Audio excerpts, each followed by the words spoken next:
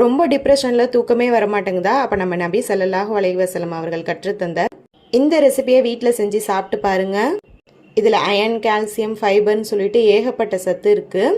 உங்களுக்கு இருக்கிற டிப்ரெஷன் எல்லாமே காணா போயிடும். அதுக்கு 1 கப் பார்லியை நல்லா வாஷ் பண்ணிவிட்டு 1 கப் தண்ணியில் ஊற வச்சுக்கோங்க ஓவர் நைட். இப்போ மார்னிங் அந்த ஊற வச்ச பார்லி எல்லாமே மிக்ஸி ஜாரில் சேர்த்துக்கோங்க. கொஞ்சமாக மட்டும் தண்ணி சேர்த்து நல்லா இந்த மாதிரி நைஸாக அரைச்சி எடுத்துக்கோங்க.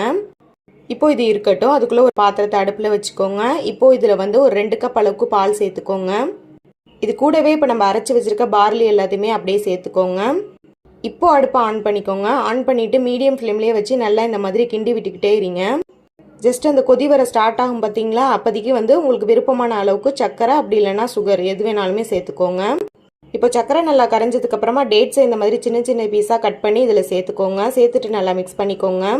அவ்வளோதான். இப்போ கெட்டியானோன்னா அடுப்பை ஆஃப் பண்ணிக்கோங்க. உங்களுக்கு விருப்பமான நட்ஸை மேலே சேர்த்துக்கோங்க. அவ்வளோதான். இப்போ இதை நம்ம பவுலில் ட்ரான்ஸ்ஃபர் பண்ணி சர்வ் பண்ணிக்கலாம். சூப்பராக இருக்கும்.